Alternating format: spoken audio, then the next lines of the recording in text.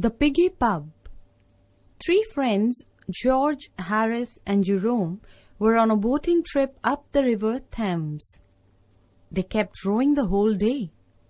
By evening, they were feeling very tired.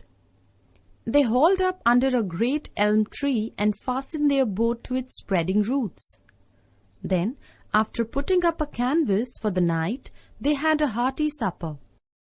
The three friends lay down comfortably in their boat. They enjoyed the beauty of the quiet night and talked of the joys of traveling and camping in the woods. Harris wished he could always travel and live a life like this. He wanted to do nothing but travel, eat, and drink. The mention of drinking put in George's mind a very funny thing that had happened to his father once. George said his father was once traveling with another fellow through Wales.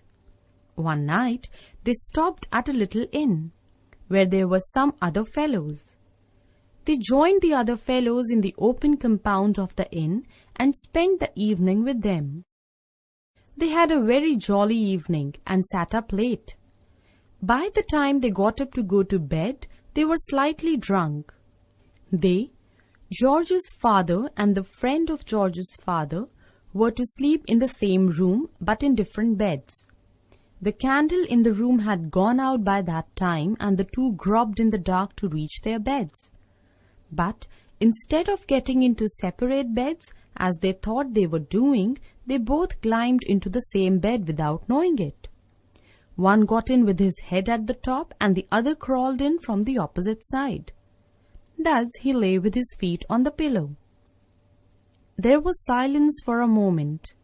Then George's father said, "Joey?" "What's the matter, Tom?"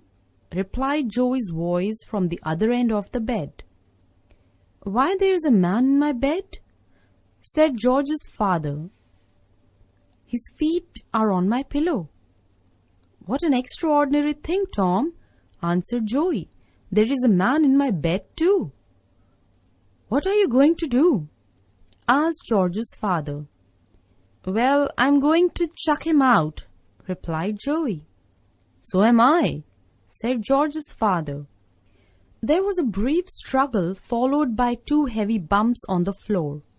Then a voice said rather sadly, "I say, Tom." "Yes?" "What has happened?" "Well, to tell you the truth, my man has chucked me out." "So has mine. I'll never again come to this inn." "Neither will I," said Joey. Both Harris and Jerome had been listening to George's narration in perfect silence. Then Harris said, "What was the name of that inn?" "The Piggy Pub," said George. "Oh no," cried Harris. "What do you mean?" said George. "How curious," murmured Harris. "The same thing happened to my father once at a little inn. I have often heard him tell the tale. It must have been the same inn, the Piggy Pub."